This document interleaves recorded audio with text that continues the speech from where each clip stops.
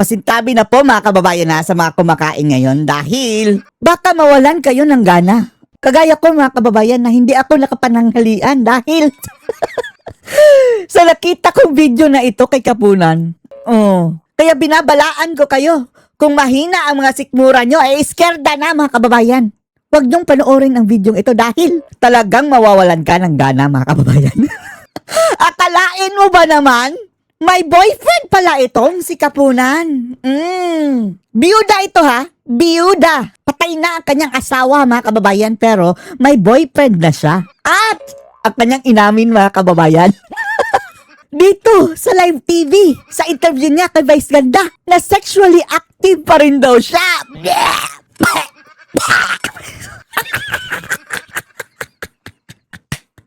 Mahilig pa rin daw ito sa bimbangan mga kababayang Viva Max na ito si Kapunan. Buisit. At sa tuwing naglalambingan daw sila ng kanyang boyfriend mga kababayan na tinawag ng Jimmy. Jimmy. Sino na Jimmy? Baka si Jimmy Bondok ka na. Sumira mo kang hindi. Hindi pa pato si Jimmy Bondok sa'yo. Ang sabi niya mga kababayan, nagbe-baby talk daw siya. Nam nam nam nam nam nam nam am. Nam nam nam. Ganyan talaga si Kapunan. May seat na ito mga kababayan.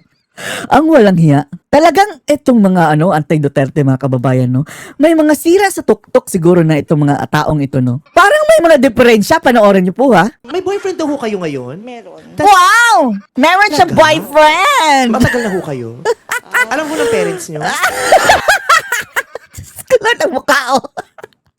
Walang pinagkaiba ni Laila de Lima talaga mga kababayan, no? Akala natin itong si Kapunan mga kababayan. Tomboy ito. Yun pala mga kababayan. Mayroong boyfriend at sexually active sila. Kalards. Strict ang parents ko eh. Hindi nakapuslit kayo. Oo. Pero matagal na ho kayo ng boyfriend nyo? Patagal na sila na Wala po kayo mga anniversary? Ng boyfriend ko? Wow! Ng boyfriend mo. Nanay nyo po. Apa ng boyfriend nyo My po? boyfriend! Parang wala. Sexually active pa po kayo? Lord, Vice Ganda. Bakit mo tinatanong yan? At ang masaklap pa mga kababayan, inamin pa niya. Oo naman.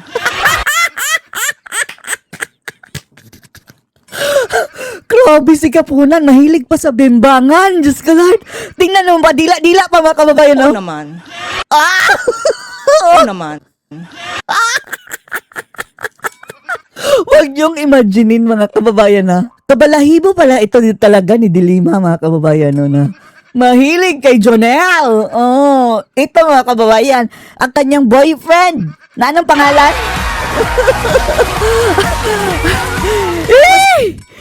Nakakadiri. Huwag niyong picture out sa inyong mga isip ba, yung itsura ni Kapunan. Nakausap po kami, Attorney Kapunan, habang pinag-usapan namin, tuwang-tuwa kami. Kasi pagkausap niyo rin yung boyfriend niyo sa phone, can you mention the name? We cannot.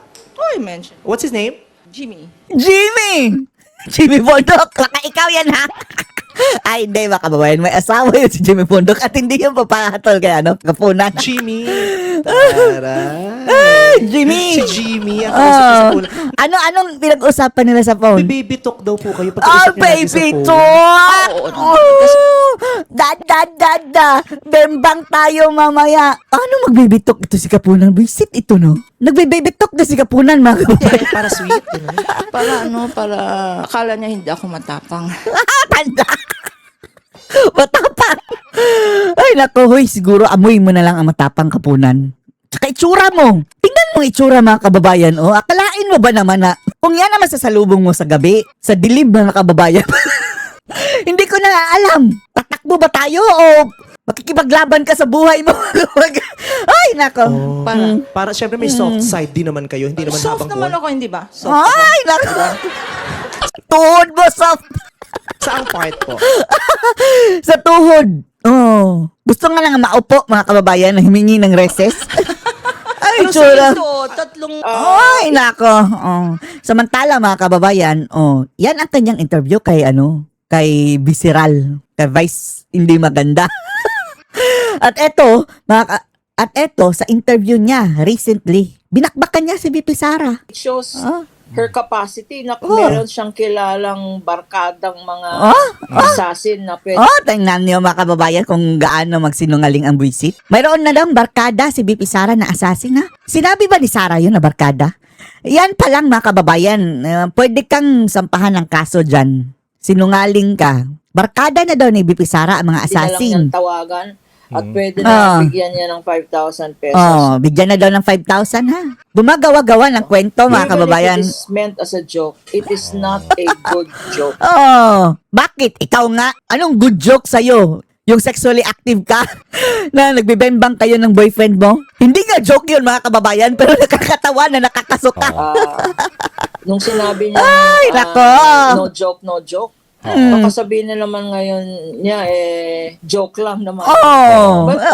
Nasa sa inyo na yan kung paano nyo iti-twist. Ito kasi yung mga buang na ito mga kababayan. Lahat na lang sasabihin ni VP Sara, inaangguluhan nila ng masama. Kahit pa hindi naman nila kinukuha mga kababayan yung actual meat o actual na punto ni VP Inday.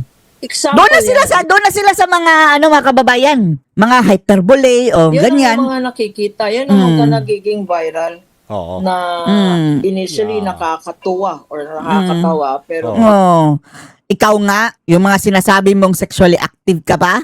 Akala mo nakakatuwa, nakakatawa, nakakasuka, kapunan, wisit ka. Let's take this seriously. Oo. You cannot have those statements from Na ganun-ganun lang, no? Na ganun-ganun lang. Tapos kayo, anong gusto nyo? Kahit pa siguro yung mga kababayan, walang sabihin si BP Sara. Babanatan pa rin nila na, bakit hindi ka nagsasalita? Pinapasahod ka ng taong bayan, wala kang mga wala ka man lang ginagawa, wala ka, kahit pa yung maglabas ng statement, wala. Lahat na lang mga kababayan, damn if you do, damn if you don't. Attorney, kasi ang gusto ko lang ipunto rin, ibang-iba kasi yung social media ngayon.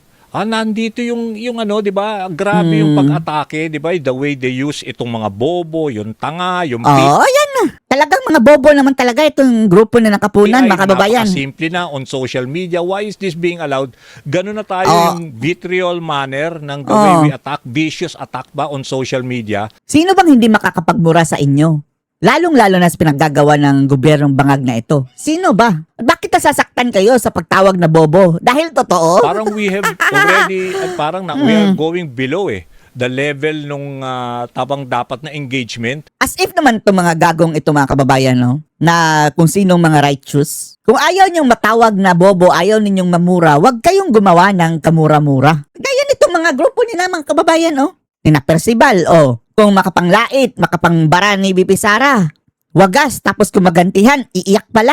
Di ba, no, when you can only, pwede ka naman mag-comment, di ba, na constructive, di ba, in a way, na hindi naman kailangan magmura ka. Pero ngayon, nagiging standard na engagement na yung gano'n. Yung ibig sabihin, bumaba na yung moral compass natin.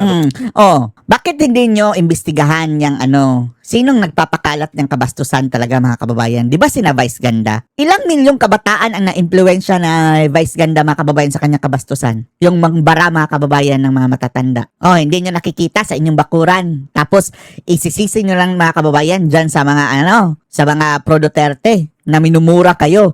Nakamura-mura naman talaga sila mga kababayan dahil grupo ng mga makakaliwa, mga bangag na kababayan, mga dilawan, pulahan, na walang ibang ginawa kundi sirain ang ating bansa. Kulang pa nga yung mura. Pero yung mga kababayan, sa ibang usapan, hindi naman minumura. Kayo lang talagang minumura namin. Tama-tama yan, Sir Danny. Because alam mo ngayon na social media, nagiging source of income yan Nagiging tinatawag more na likes. clickbait. Oo, tama. The more likes, the more comment, the more whether you're positive, Engagement. negative. Clickbait yan Oo. And Clickbait yung mga tapos? clickbait na yan, yun ang binabayaran. Palibasa, ang gobyernong bangag na mga kababayan, nagbabayad. Nagbabayad ng katulad nila Mima Alicia. Di ba? Eto mga gunggong na to, grabe kong mangbaliktad, no? Talo lang sila mga kababayan sa social media. Sasabihin na nilang mga bayaran. Wag mong sabihin kapunan na lahat ng nagko-komento dyan sa sa social media, mga bayaran. Sinong nagbabayad? Diba? The more clicks to Pero their yung post. danger, kamo nyo, di ba? Hoy, kapunan. Yang mga nagko-comment sa social media, wala yang bayad kapunan. Talagang yan ang kanilang yan ang kanilang nararamdaman. Bakit mo pipigilan yan? Gusto mo lang na purihin kayo sa mga pinagagawa ninyo? Tapos, mga kababayan kung sasabihin, Kung nagbabati ko sa atin dahil palibasa, binabayaran, kumikita. No! Kailan pa kumikita mga kababayan yung magko-comment ka sa Facebook? Yan ang kanilang pinanghihimutok Dahil minumura daw sila sa mga komento. Hindi yan kumikita, ungas. Yung overall, yung danger naman sa social media, kaya nga nagiging iba na ang behavior naman ng ating mga kababayan. Kailan pa naging social media expert ito si Kapunan mga kababayan na hindi man siguro ito marunong mag-operate ng computer? Alam mo pa ba? Kapunan? Kala nila tama, di ba? Tama yun, hindi maganda nga ang That's why kayo sa legitimate media, you are a dying breed. Legitimate media. Bakit namamatay ang legitimate media, mainstream media?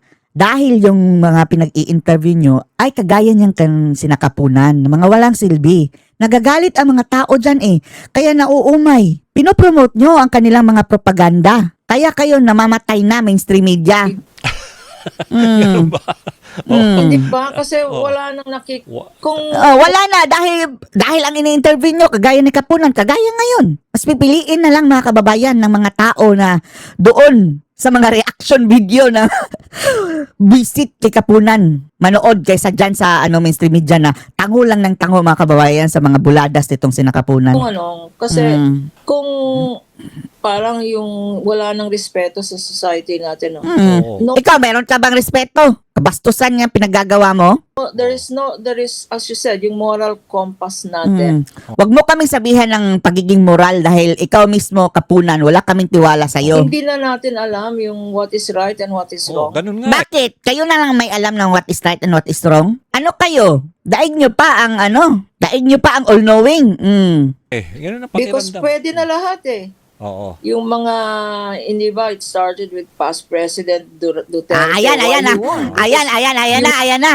Kagaya lang din ni Claire Castro, mga kababayan, ang kanyang naratiba. Isisisi na naman kay dating Pangulong Duterte, huy, kayo hindi na kayo na kontento sa pagpapakulong nyo kay Tatay Digong. Ngayon, pati ang kanyang, mga kababayan, ligasiya, sisirain ninyo. Yung language niya, Kamura-mura naman talaga kayo mga buwisit kayo Kaya kayo minumura dahil mga buwisit kayo Kayo ang salot sa Pilipinas. nag-identify ang mga botante natin, na tough guy yan, tough guy. Sino bang minumura ni Tatay Digong? 'Di ba? Yang mga sindikato, yang mga tiwali sa gobyerno. Kailangan natin na isang matapang na presidente, isang nagmumura, isang hindi natatakot na atakihin miski na sino man, And that was the standard of leadership that he set, and it seems that is. Sino bang minumura ni Tatay Digong mga kababayan? 'Di ba? Yung mga tiwali, mga salot sa lipunan, mga kriminal, mga drug lord. Dapat naman talaga murahin. Normal with the vice president, Nagiging normal na ang pagmumura. Nagiging normal na ang mag-threaten, And so you see it seeping down. Yun lang. Dapat nga ang values formation nga. As if naman, may mga values itong mga buwisit na to, Mga Kapunan na to. Elton John. I heard your previous guest here, It should be back to basics sa eskwelahan, Because hindi naman pwedeng i-blame, And I'm going back, I'm speaking as a parent, as a mother. I've raised Mother ka pala? five Kala natin sons all by ka? myself because I widowed in 2001. So I was mother and father to my children. Values formation yan. Hindi mo Paano yung boyfriend mo? pwedeng sabihin Stepfather ng mga anak mo? kasalanan niya ng social media kung bakit ganyan ang mga Ay, hindi naman talaga totally kasalanan ng social media. Tayo mga kababayan, kontra lang tayo sa social media for the very young children. Yung growing, siguro elementary. Kung high school, pwede nang mga kababayan, pwede na pero dapat may gabay. Pero dapat elementary, strictly, wala munang social media dahil time yan ng learning na nagbibuild sila mga kababayan ng kanilang karakter. anak natin. Kasalanan niya ng YouTube, ng Facebook, ng mga games na yan. Pero Pwede naman sila mag-YouTube mga kababayan. Dahil marami namang sa YouTube na YouTube Kids. Mayroon namang YouTube Kids na walang mga adult na or matured content, violent content. teka, sino ba ang Sino bang bumili ng iPad na yan o computer na yan para sa anak mo? So, Diba? Sino bang nag-iwan ng baril sa kotse? Ba't hindi nyo ini-inspect yung mga baon ng mga anak nyo? And where were you? Oo. when your kids were growing up. Pero pabor ka ba, bali, Attorney Kapunan, di ba may mga plano ngayon sa, let's say, sa Senate, na yung 16 years old and below, dapat ipagbawal na rin ang social media? It's happening in many countries. Kaya no? nga, Australia, alam ko, kaya... Australia, in Yeah. Canada, and I'm not sure, baka Singapore din, ano? But hindi yun ang issue. Okay. Even if you ban social media, Parental guidance pa rin. Oo. who's going to monitor it? Hindi ba? Okay. Hindi naman 24/7 ang kasama natin, yung mga anak natin. Ay, eto na lang mga kababayan, bakit hindi na lang unahin yung obvious na solusyon? Bago tayo diyan, pwede na, sige, pag-usapan yung social media banning mga kababayan at saka iba pa, other factors. Pero, bakit hindi na lang pagtuunan muna ng pansin? Nalilihis ito ngayon mga kababayan ng obvious solution. Secure our schools. Paigtingin ang seguridad mga kababayan sa ating mga paaralan. Huwag nating hayaan na may makapasok dyan na may dalang baril. Yan ang talagang pwedeng aksyonan na ora mismo ng ating gobyerno sa pamamagitan mga kababayan ng paigtingin ang security dyan. Siguraduhin walang mga entries mga kababayan na pwedeng doon pumasok ang mga bata na tatalo na lang sa bakod na may dalang baril. Lagyan ng mga metal detectors. Lagyan ng naka-station the police. Yan mga kababayan, kayang-kaya yan ng gobyerno. Yan ang pwedeng magagawa mga kababayan ngayon mismo. Tapos, at the same time, sige, pag-usapan niyang about sa social media, yung mga violent games mga kababayan. Pero etong mga dapat unahin talaga natin. Yan ang gawin. Naliligaw tayo, doon na tayo mga kababayan sa iba't ibang usapan. Tapos yung basic na dapat gawin sana, hindi natin nagagawa. You ban it, they'll just hide in their rooms. Oo. You ban it, they'll just lie. Hindi ba? At saka you ban it, they'll just play in their kasi pwede mo ring dayain, Pwede mo ring dayain. Tapos, ang default na answer mga kababayan ng mga righteous na, gabayan natin ang mga bata. Yes, gabayan natin ang ating mga bata. Given naman yan mga kababayan, given na yan. Pero, ang problema mga kababayan kahit pa nagagabayan natin ang ating mga anak mga kababayan. Pero, yung ibang magulang na hindi nagabayan ang nilang anak nila, mabait ang ating anak, pero ang ating anak yung nababaril, ang ating anak ang nabiktima. Sa paaralan pa mismo So unahin ang pag-secure mga kababayan sa schools talaga, na hindi makapasok yung baril. Ayun ang data. When you enter data, they will ask, how old are you? You can lie. How will they verify, no? Oo. Tinatanong nga, are you a robot? Diba? So, Baka ikaw tinatanong, duda sa'yo ang AI, Kapunan. Mukha kasi robot Mukha kasi Spock. Robot mo si Spock mga kababayan? Mr. Spock? I don't Star think the Trek? banning social Baka napagkamalan kang si Arto dito, Kapunan. media at a certain age is the solution. Okay. So, kailangan pa rin... Pero nakalimutan na ninyong isecure ang paaralan. Solusyon na ang pagbaban sa social media. Nagagalit nga kayo na nalagyan ng mga pulis dyan sa mga paaralan dahil hindi na makakapang-recruit ang NPA. Ito mga buwisit sa UP mga kababayan, nagagalit na mayroong mga nagsisecure na mga pulis. Tapos kung mga NPA ang nandyan, okay lang sa kanila. Nga, sabi nyo, yung importante pa rin yung Parenting values. yan, So, parenting, parental guidance na importante, di ba? Okay lang sana kung lahat talaga. Mayroong ibang mga kababayan na hindi nagagabayan. Nagabayan mong anak mo tapos ang ilan hindi. Tapos ang ating anak ang nabiktima. Useless din. Regardless of how busy you are, yung balancing act should be priority para to give way to your... Hindi puro gadgets ang mga anak. And it should start with us, no? Oo. Nakikita mo naman pag, Oo. kunyari, nasa Sige, bumalik na lang kayo sa sa Stone Age. restaurant ka, no? Isang pamilya. Kasi family lunch or family dinner, lalo na sa mga round table, no? Sa mga Chinese restaurant. Makita mo, hindi sila nag-uusap sa isa't isa. They're Puro talking to nasa their telepono. Oo. from the mother, Bumalik na lang kayo sa Stone Age, the father, Kapunan. to the children, and to the yaya.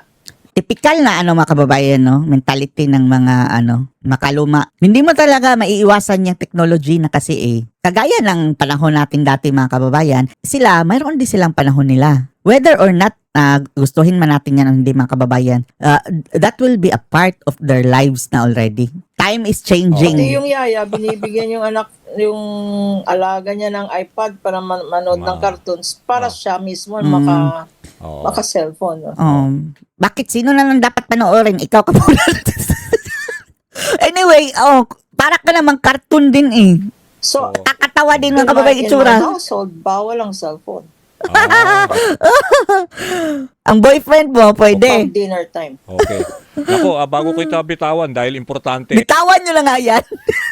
Bitawan nyo na nga yan. Saya sa oras mga kababayan. Samantala, dito tayo kay Ka-Eric at Badoy mga kababayan. Alam mo, ito si Vince Dizon, for example, no, nung panahon ni PRRD, behave yan eh.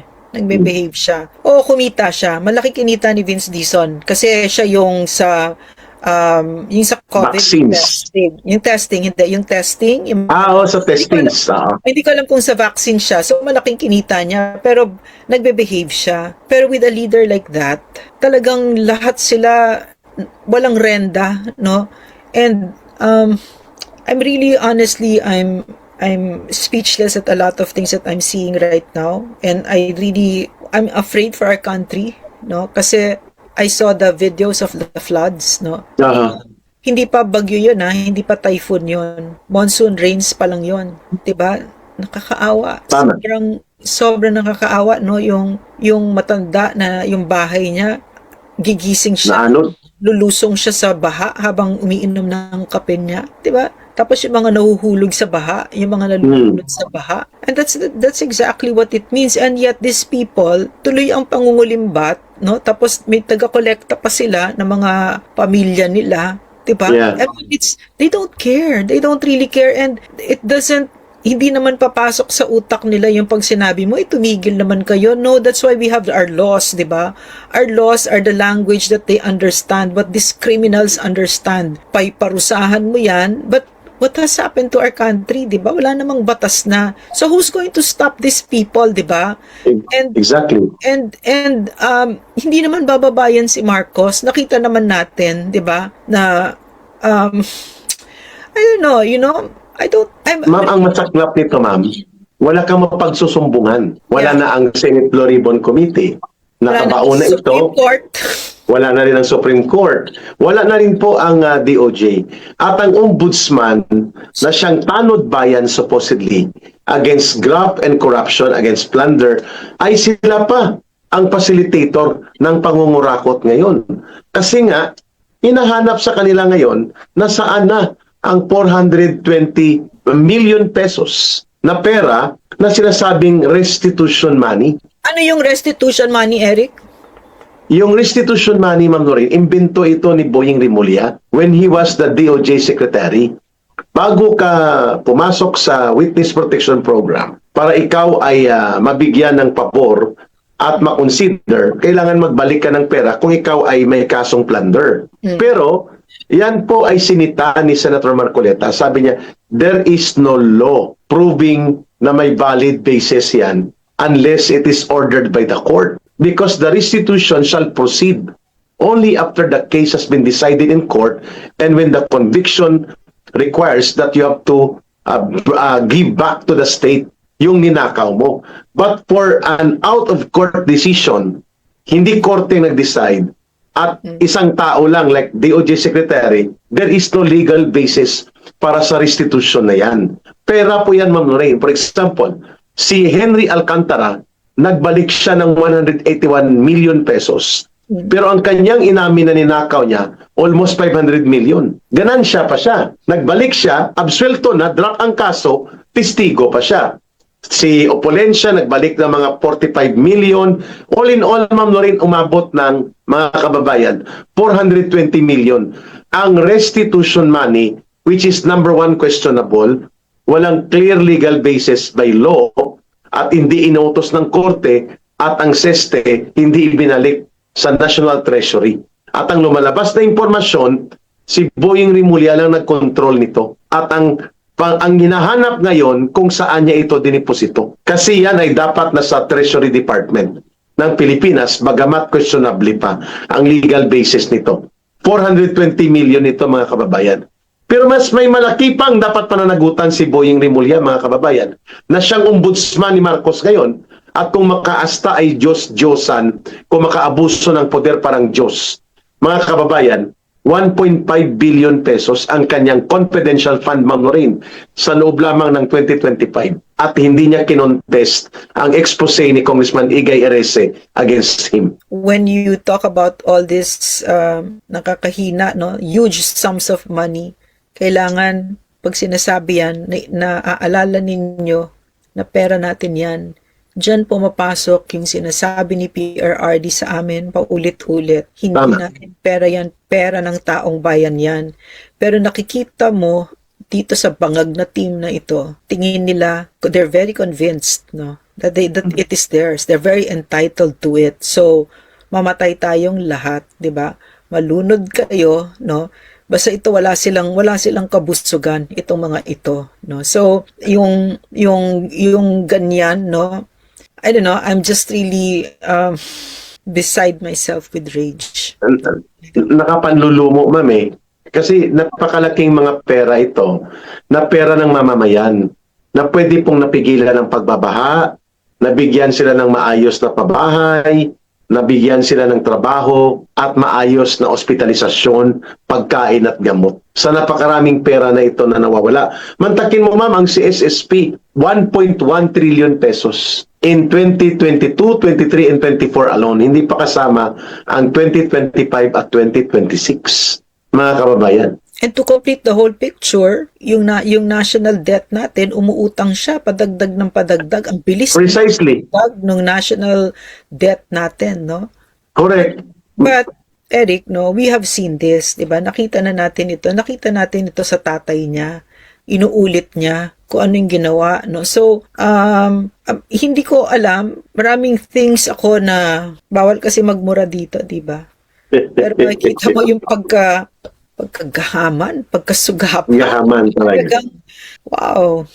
And sa akin, no, gawin nila, no? Hindi mo naman mapipigilan yan, eh. Hindi sila mapipigilan. Nakita mo na itong mga taong ito, no, lasing na lasing sila sa kapangyarihan. Yeah. At they feel so entitled. They really think it's their money to do as they please. They think it's their country to do as they please.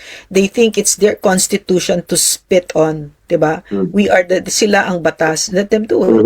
Because there will be a day of reckoning. There will be a day, pero it doesn't happen automatically. Yeah. Inaantay nila na ang taong bayan at ginagalit nila by the day, ginagalit nila ang taong bayan. Nakita mo ba yung mga footage ng videos, Eric? Grabe. Talaga, no? Tsaka minumura na kayo ng taong bayan. Di pa kayo nahiya, mga putang ina nyo. Kakapal ng mga mukha. Terrible. Putang ina nyo. Kapal ng mukha. Yeah, correct. Tapos Ma'am. alam mo pa, Eric, no? Itong another trait of this Marcos administration na nakakadiri, they like young girls, no? Yung mga ganyan, yung mga kadirian, drugs, party, inom, young girls, di ba? Na gina-girlfriend nila. Nakakadiri talaga. Na talagang halang na halang ang mga sikmura ng mga ito. Di ba ito yung kontrobersya na kinasasangkutan ni Executive Secretary Ralph Recto? Yeah. Pinabunan lang ng operations ni Matibag. Yeah. Pero batay doon sa mga kumakalat na impormasyon, si Ralph Recto di umano, allegedly, ay nasasangkot sa binabanggit ni Ma'am Lorena yan. Yeah. Ngunit dahil po na-entrap yung facilitator ng mga escort service na ito, nabaliktad yung kwento. At nabaliktad pa si Congressman Libeste, nabaliktad si Congressman Jing Paras. Pero the story has been going on that the Executive Secretary of Marcos Jr. is involved dito di umano sa uri ng kababalaghan na mahilig sa mga di umano young girls Parang as sila escorts.